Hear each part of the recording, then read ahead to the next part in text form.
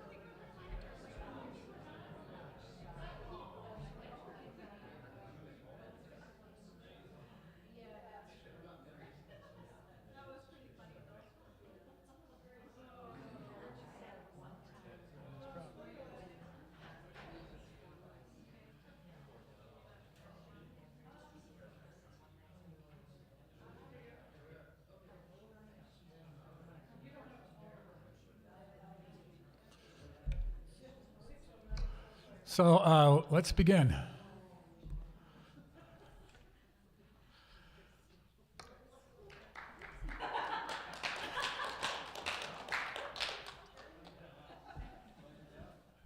For those of you who may not know me, my name is Peter Eichten, and I'm a deacon, and I have had the honor and the pleasure to be your moderator for the last year and a half. Welcome to this session, and I want to begin with a prayer. So let's start with just a moment of quiet to kind of get ourselves into this space.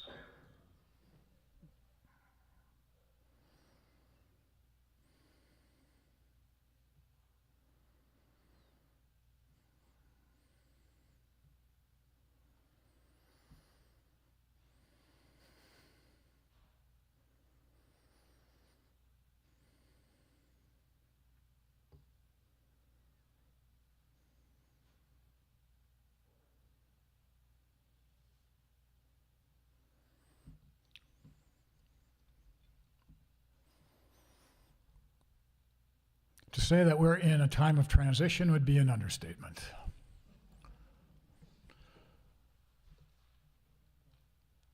During this time of these last months that have been very hectic for us, I've been reminded of the words of St. Paul as he wrote in the letter to the Galatians. And he wrote to them in this one sentence that I find powerful and very meaningful. And in that sentence he says, there's only one thing that matters, and that is faith. Faith that is lived out in love. So I pray that as a congregation that we are able to live in faith, and in a faith that's active, a faith that's lived out in love. And we ask this through Jesus. Amen. I want to start by bringing up all the deacons. Would you come up here with me?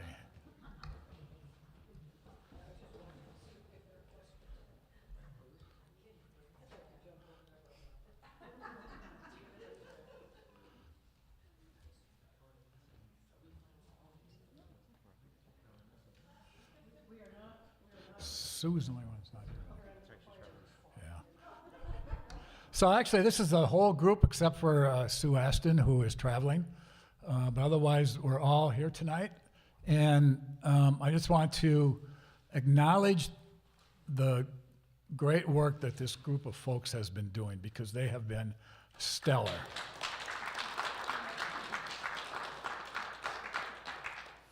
And I especially want to acknowledge, so I'm the moderator.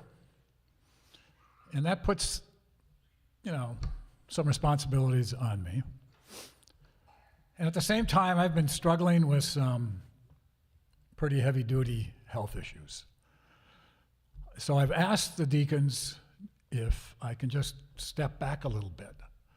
And they've been very, very gracious and very, very helpful, and especially Annette, Johanna, and Mike have really stepped up, and it feels like a team moderator, and it's been really great having, and then everybody has been just doing a fabulous job. So I just want to publicly thank all of you, and especially Annette and Johanna and Mike. Thanks. Of course, you should thank Peter too, because he's done more than anybody. So without any further ado, I want to call up Beth, and Beth is going to just say a few words, and then it'll be open for questions and comments that you may have.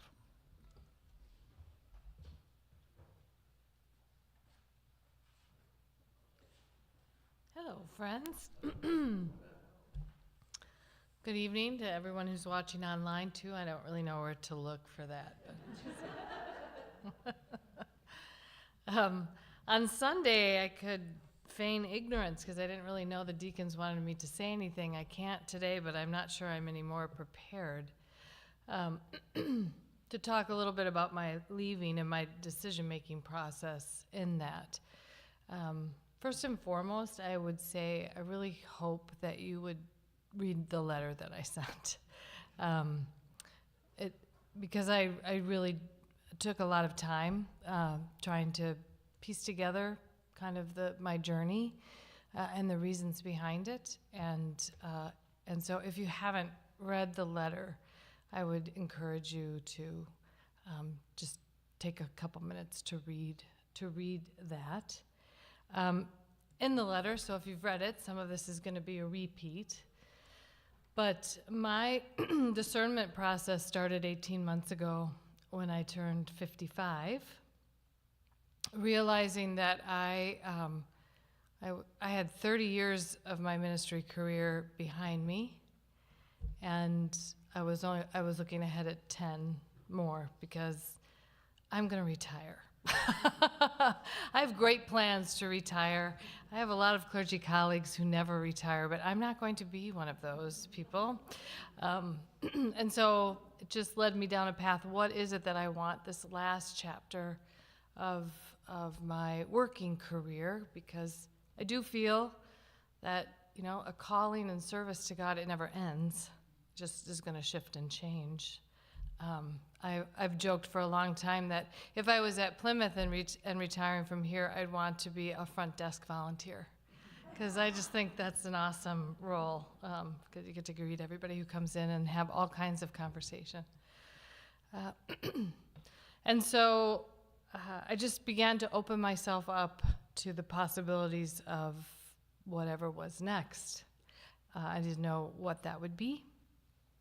And for me in my life, when I'm in a time of discernment, and maybe this happens for you too, I really pay attention to signs and symbols along the way.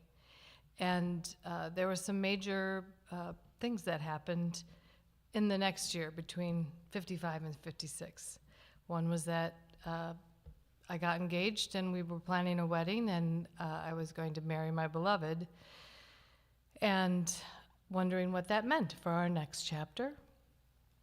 And also watching and working with and witnessing what was happening here at Plymouth as we figure out who we are post-pandemic and live into kind of the new realities of church. What the gifts I bring may be different from the gifts that you need in a leader. And so I just was tuned in to how that might look. And there were some momentous things that happened in that year that reinforced that for me. Decisions that were made, discernment that was happening. So that was a big, important piece of my journey.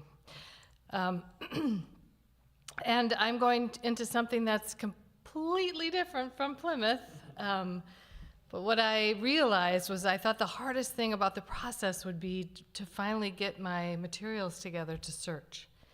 It is, as my husband likes to say, it was like watching someone put together a master's thesis. There's just so many components to profiles and ministerial resumes, and anyway, it was laborious. And when I launched it into the world, I thought that would be the hardest part. And then I discovered that wasn't the hardest part at all. The hardest part was discerning where it was I was being called to.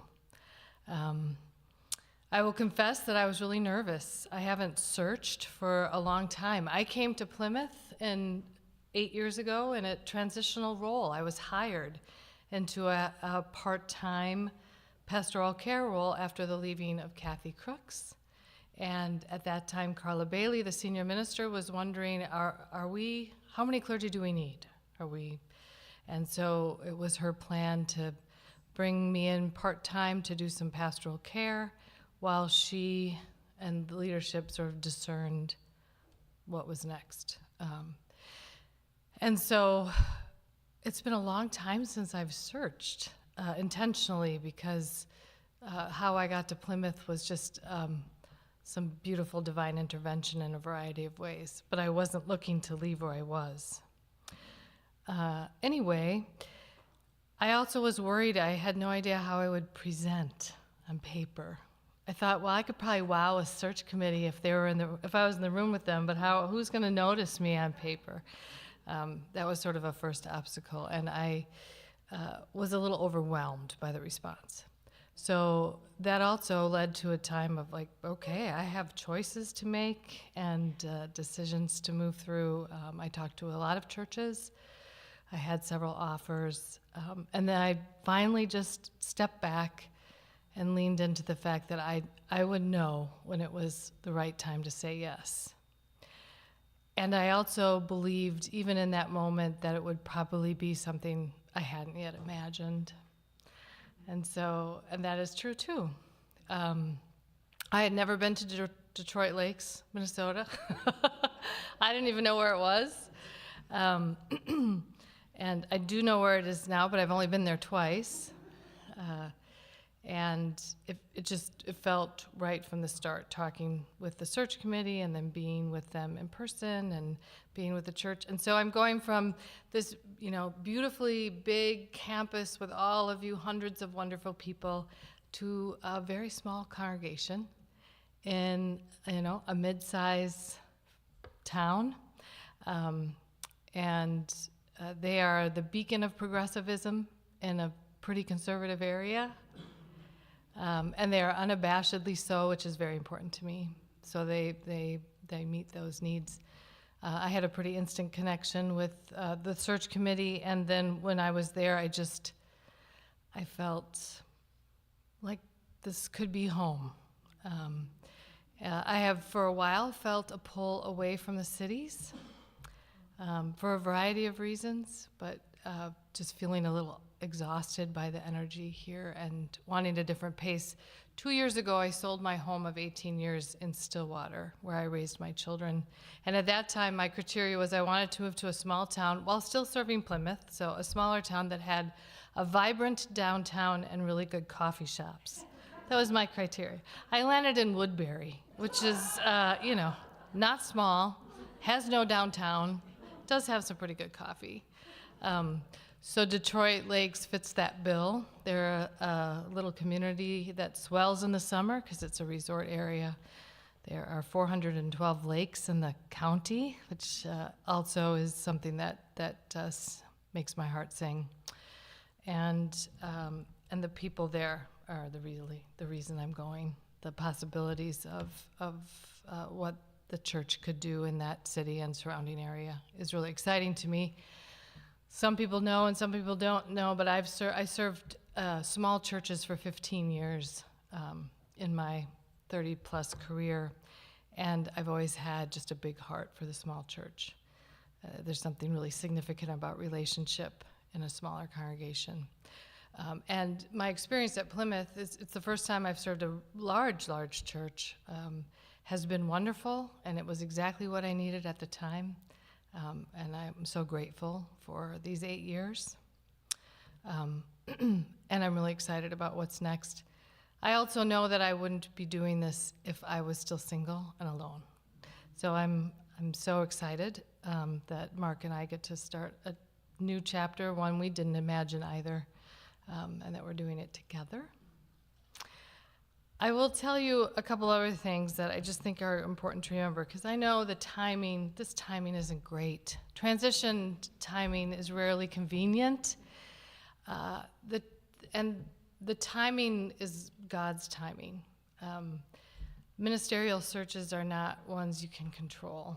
And so I may have been here 6 more months. I may have left in the fall. I didn't know.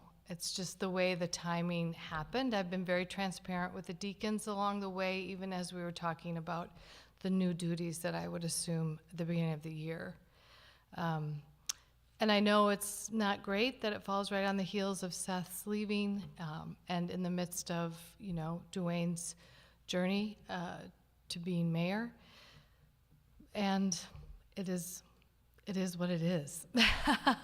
It is timing. I am not leaving as a result of those things. I am not leaving because Seth left. I am not leaving because Dwayne is running for mayor. I'm leaving because this is where my discernment with God has taken me.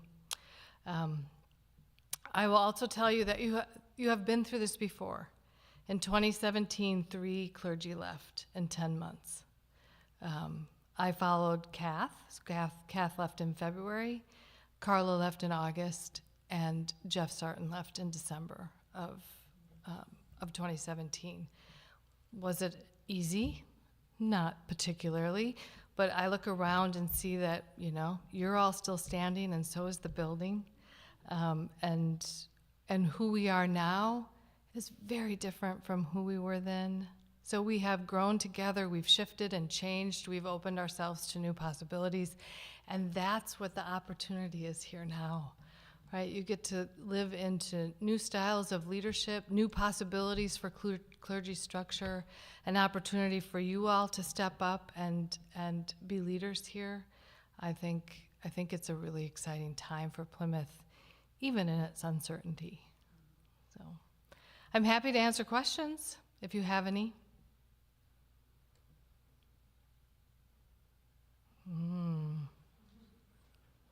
Yes. Are you gonna buy a boat? We'll see.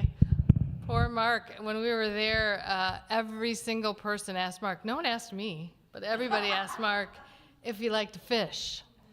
And his answer was, I like to watch people fish. So I don't know, a boat might be in our future. I know we won't be living on any water, but we will be living hopefully very close to it. That's my goal, walking distance to a body of water. Do you like to fish? I actually do like to fish, and I can do like worms and bait, but I can't take the fish off, so I need help along the way.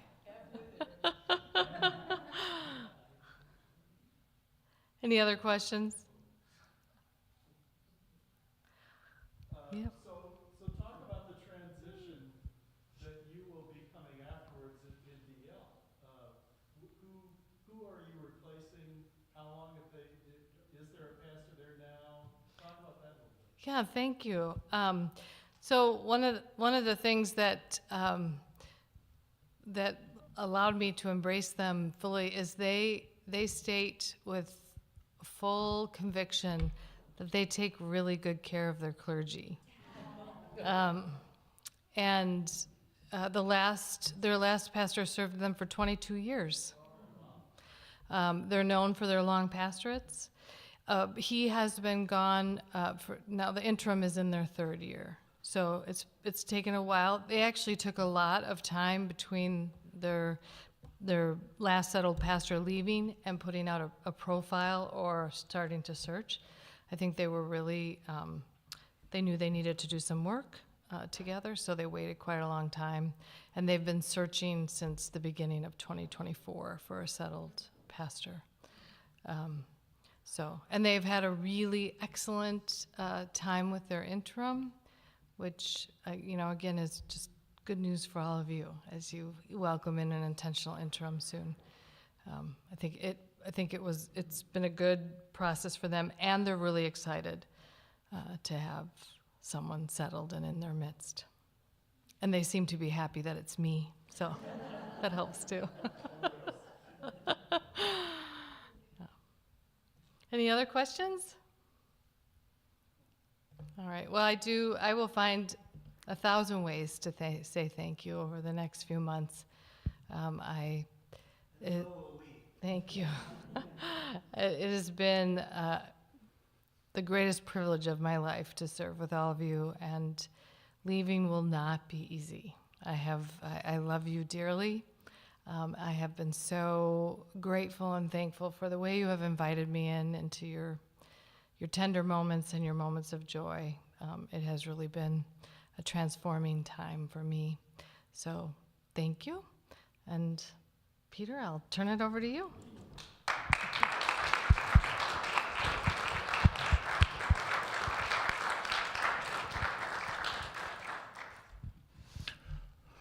Well, thank you, Beth.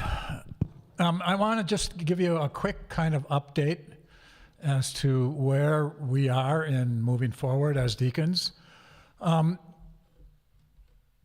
As you know, there's a search committee that's looking for an intentional interim minister. We have a couple of people from that committee are here right now. And actually, after this meeting, the deacons are going to meet with the search committee, because the search committee has a candidate that they think is very viable for, and we're going to meet and talk about that. So we're getting close. We're getting close. So we will also be looking for another interim to kind of step in and take Beth's place. So, and that's a different type of person than the person that we're searching for right now. The person that we're searching for right now is really a transitional person who's helping us to objectively see what needs to happen here at Plymouth during this time of transition. Not only time of transition for Plymouth, but a time of transition for Christian churches throughout the country. And so that's their job. That's going to be primarily, they'll do other ministerial things also, but that's going to be primarily their job. So we're going to need another person to come in and fill in some of the programmatic things that Beth will be leaving. So that'll be happening also. We feel confident. We feel confident that that'll be relatively easy to fill. And that confidence comes from the great number of responses we've had for this intentional interim. There's been a lot of interest out there for people wanting to come to Plymouth. So I don't think we'll have a problem finding the other person. The other thing I want to just mention is we had a really excellent interview yesterday for Director of Operations. And so that is also getting very close. And that's going to be really helpful to get that position settled also. Any other comments or questions that anybody may have about anything that's going on? The deacons are here. Here's your chance. I really did want to lift this up, and I forgot to, but in this time of transition, if you are looking for someone to talk to, if you are in yourself need of some pastoral care, obviously I'm still here and would love to do that. Dwayne is still here, but we are so blessed to have Bertie Cunningham on staff now as our pastoral care intern. And Bertie is available to, again, provide care or to have a conversation, or if you just need a little more clarity around something, Bertie is a beautiful listening ear. So I'm just going to commend her to all of you and hope that you will get to know her in these months ahead. So. The other thing I would just want to say is that Beth and Dwayne have been working together to figure out how they're going to fill things in with Seth leaving, and they've done a great job in doing that. And they've both been very upfront and committed that, for the next 3 months, they're 100% here at Plymouth. Dwayne's campaign will probably start picking up right after Easter. And that may mean that he's going to reduce some of his time here at Plymouth, and that's yet to be determined. Something's going to happen. But that's why we need another person also to come in, because Dwayne's going to be here less also. So, but we feel, let me just, from my perspective, and I think from the deacons' perspective, we're feeling that this is a time of opportunity, that this is a time for us to really hone in on who it is that we are and who it is that we want to be. So I'm personally really excited about where Plymouth is at right now, and I hope you are too. Great. Any other? A comment, and I know we acknowledged all of the deacons at the beginning, but I would just like to lift them up a little bit more because of the care and the commitment and the love that you have for Plymouth is just showing through all of these times. And I am eternally grateful for that. Yeah. Thank you. Thank you. That's greatly appreciated. And I just want to say that it's been a pleasure to be a deacon during this time. It's been hard, but it's also been a pleasure because we've really worked hard together. And that's always, it's all about relationships, right? Right, Beth? And the relationships that have been developed have been fabulous. So it's been great. It's been great.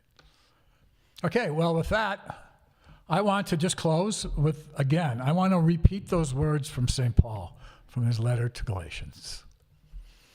There's only one thing that really matters, and that is faith. Faith that is enacted through love. Amen. Thank you.